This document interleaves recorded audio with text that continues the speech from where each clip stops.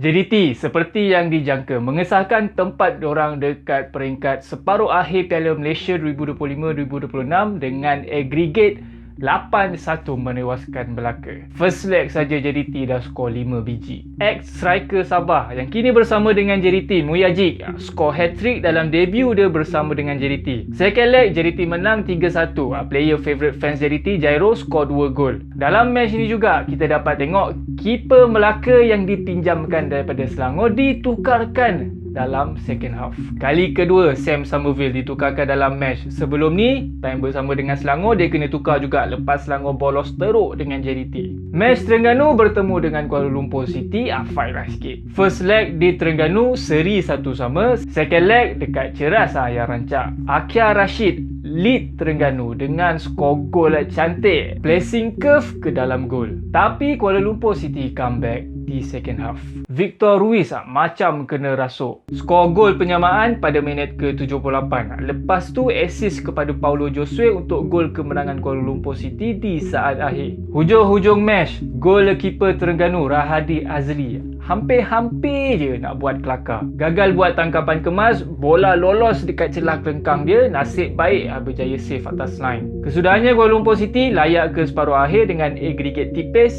3-2. Match Kuching City bertemu dengan DPMM. First leg saja dah ada benda rare yang berlaku. James Okwasa, kapten Kuching City, own goal sebab miscommunication dengan Haziq Nazli. Kalau perhati, bukan main berani lagi Haziq Nazli, marah kapten dia. Lepas tu goalkeeper DPMM pula yang buat mistake. Bagi own goal, nak tumbuk bola ke depan, bola melantun ke dalam gawang sendiri. Kesudahannya first leg Kuching menang 3-1, second leg pun Kuching City menang 3-1. Second leg tak ada gol yang pelik-pelik tapi player baru Kuching City, Gabriel Palmero, antara player yang dalam list 7 player warisan kontroversi Malaysia. Skor gol debut dengan Kuching City. So kesudahannya Kuching City layak ke separuh akhir Piala Malaysia buat pertama kalinya dalam sejarah kelab dengan agregat 6-2. Match Negeri Sembilan bertemu dengan Selangor. Ini match highlight dalam pusingan suku akhir. Dah ada VAR pun, referee still buat keputusan kontroversi. First leg pada minit ke-76, gol Krigo Moraes dibatalkan oleh VAR sebab kena tangan. Kim Panggun punya protes mengamuk sampai referee bagi dia yellow card. Hujung match di injury time, Selangor dapat penalti, Krigo Moraes skor gol tu, so match berkesudahan dengan keputusan tipis,